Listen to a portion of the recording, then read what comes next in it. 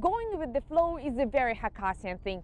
This region has many treasures, but one of its most valuable resources is its water. Hakasia has roughly 330 rivers, big and small, and more than 500 lakes, but its most valuable water source, most significant water source is of course the Yenisei River, which is one of the longest rivers in Asia and the 5th longest in the world. Yenisei plays an enormous role in the lives of the people living across its banks. In fact, they're even calling it Father Yenisei, and I think it is a very fitting description because like any parent, this river can be very kind and generous and tender to the people living beside it, but sometimes it can also play a very destructive role in their lives, and our next report is about that. It's been a ritual for more than 20 years. Come rain or shine, every Sunday morning you'll catch Nikolai Tretyakov with a rod in hand.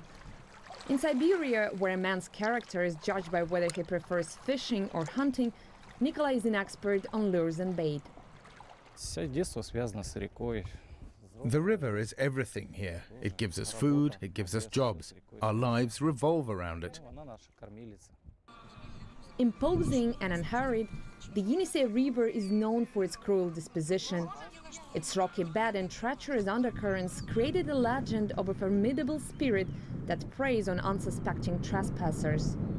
And while Nikolai casts it off as a superstition, a wooden cross on a nearby mountain is a reminder of just how close he came to being fished out.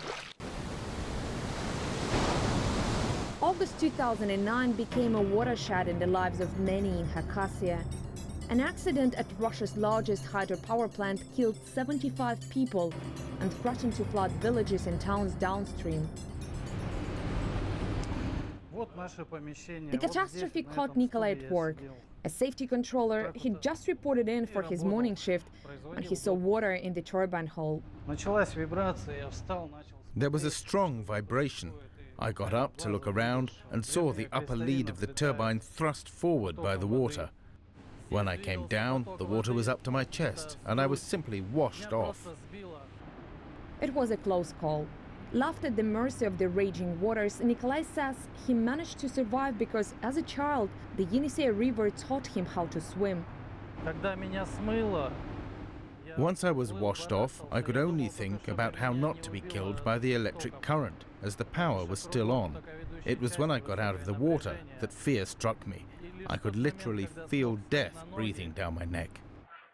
Despite his fear, Nikolai saved 5 other people, eventually helping to stem the flood of water into the plant. The accident led to a thorough overhaul of safety standards all across the industry, but it also infused locals with fear of the gigantic structure they'd always been proud of. This dam was intended as a triumphant example of Soviet industrial might, even though soon after it was completed and soon after the first accidents followed, the words dam and damned began to be paired more and more often. And while most of the people working here now still take pride in the dam's size and its volumes, some of those living in its shadow are living in fear. When the news of the disaster broke, many residents of this village, just a few kilometers from the dam, escaped to nearby mountains. But Antonina Ivanova and her paralyzed husband were too old and frail to flee. When I was younger, I worked at the hydro plant. My boss used to say if the dam breaks up, half of Siberia will be underwater. Of course it's dangerous here, but what can we do?